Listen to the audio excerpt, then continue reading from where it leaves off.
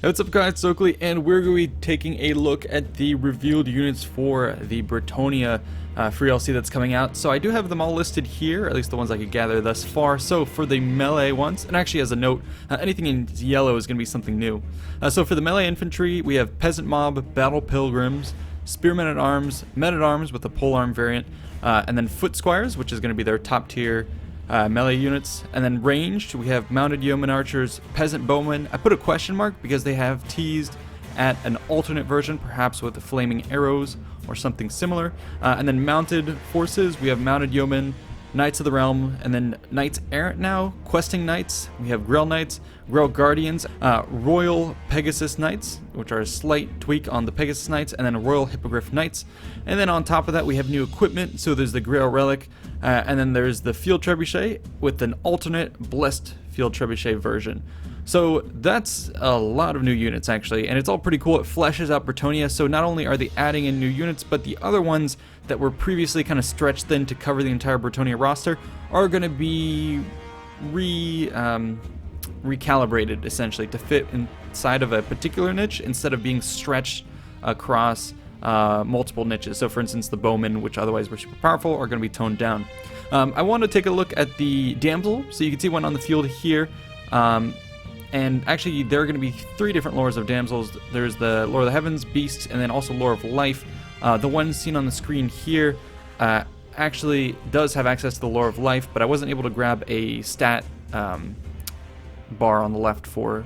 But anyways, moving on, we have the Battle Pilgrims here, which are going to be some of the lowest tier guys, but they're still relatively strong. I mean, they're just meant to buy time. Well, I say relatively strong. That is in comparison to most other peasants, but they're not going to stand up to much of the melee infantry troops of other factions. I do want to have a comparison quickly up here. So Battle Pilgrims on the left, yeah, they can probably beat peasants, and it looks like stat-wise they're roughly equivalent to Orc Boys. Empire's Swordsmen are roughly equivalent. Yeah, it actually looks like Battle Pilgrims will fall somewhere between Orc Boys and Empire's Swordsmen. So that's pretty good, although I do imagine... Oh, and they actually come in smaller unit sizes, but no, that's more likely due to the comparison between medium and large sizes. So yeah, we'll have to wait and see, but stat-wise they do look comparable to the Orc Boys and Swordsmen, and they can beat out zombies, which is good. Keep in mind though that not all peasants can necessarily beat zombies. There's going to be other variants of the Bretonnia forces that are going to slap like the wet noodles of the zombies, and that is going to be the peasant mob here that pretty much has the same stat as a zombie.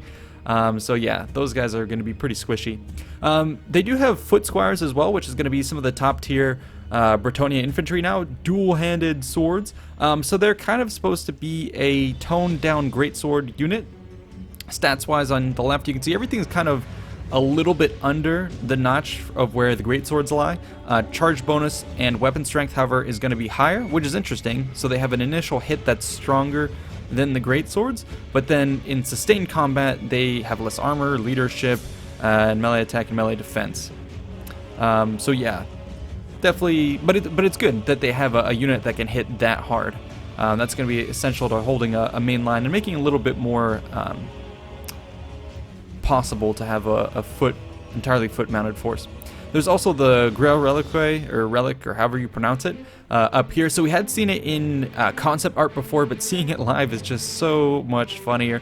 And this is such a hilarious unit from the lore. Basically, lore-wise, what it is you have a Grail Knight who still has, even in his death, the Blessing of the Lady, and he carries buffs for his units around him. The peasants revere him, so that's why they're carrying him atop. They try and reenact a horse, and so that's why they have a horse skull here, and they're going to be the legs of the horse itself. So bringing this guy into the battle is pretty funny, and it does provide a lot of buffs for your units. It's a pretty weak force. If you look at the health, it's pretty weak, so you definitely want to keep this guy away from other units. He can get sniped relatively easily, so I'm a little scared about that, but if you do manage to keep him alive in the thick of things, it'll definitely buff up a lot of your peasant stats and help their line hold that much longer. Then we get a bunch of new cavalry units. So Questing Knights, for instance, here, they do have the anti-infantry ability, and that is due to the fact that they have these giant two-handed swords. So kind of similar to the anti-infantry ability of the Black Knights. In terms of stats, Questing Knights here are going to be a little bit higher than Black Knights. Armor is about the same, but leadership and speed are a little bit higher. Actually, speed's one lower. But melee attack, melee defense, weapon strength, and charge bonus are going to be higher. So they're going to be pretty useful medium to high tier troops. Really good at cleaning house against infantry, so I'm eager to see that. Knights Errant here, also another new unit. These guys also have the anti-infantry ability. Armor is pretty high, leadership is pretty high, and I do have to say the models are great. I like the differentiation of all of these knights. Yes, it's somewhat similar, but stylistically they're starting to differentiate between the ranks. I do want to compare real quickly Knights Errant and Knights of the Realm here. Knights of the Realm did get modified from their current iteration, but stat for stat wise, it looks like Knights of the Realm are actually a little bit better for most stats actually. Yeah, for most stats. The difference mainly is going to be anti-infantry for Knights Errant and anti-large for Knights of the Realm. So it's actually cool to see the Knights of the Realm here doing pretty good compared to Knights Errant. And they both have the Lance ability, which is essentially a diamond wedge, and we'll be seeing that enabled in a little bit here. But essentially what that ability does is it gives you better charge bonuses, more attack and all that, but at the penalty of speed. And you can see that here.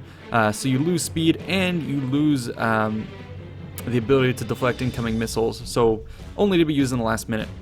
And then here finally we do see some Grail Knights, which were a little bit modified from how they stand currently, and then there's also Grail Guardians, which have not been revealed in video just yet, but those stand strong as perhaps some of the best cavalry in the game. They have more armor than Blood Knights, higher leadership than Blood Knights. They have melee attack with ethereal damage, and stat for stat wise, they do better than the Blood Knights in almost everything except when it comes to charge and melee attack. So yeah, that's going to be a pretty cool unit. A couple more here at the end that we didn't necessarily see in any of the videos, but I did want to show at least.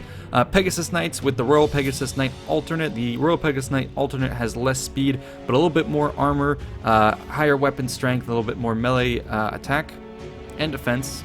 And then the Royal Hippogriff Knights we've only seen in image, but those guys are going to be pretty freaking sweet. 114 weapon strength. I think that hits harder than a troll or a giant, but I'm not quite sure. Anyways, that's super crazy. Next, there's also the Blessed Field Trebuchet. Again, we haven't really seen a video of that, but I presume it functions much the same way as a normal Trebuchet, just with the ability that it has more ethereal damage, and I believe the reason for it doing that is because it fires holy water out of the, well, I guess that's out of the trebuchet? Out of the pouch, I guess would be the correct way to say it. But anyways, that's the last of the units from the roster. I may have missed a couple. Well, at least the ones that I didn't mention here are ones we had seen previously, but I think that's it for the new units. Legendary Lords as well, I didn't really have the unit cards to share with you, so those could count potentially as new ones. But also keep in mind, we'll be seeing more stuff in the future when potentially they come out with Regiments of Renown for Bretonnia. That's exciting. Anyways, that's it for this video. Definitely check out the stream where you can see the full battle. I just wanted to preview the units. So yeah, stay tuned for more. See you in the next one.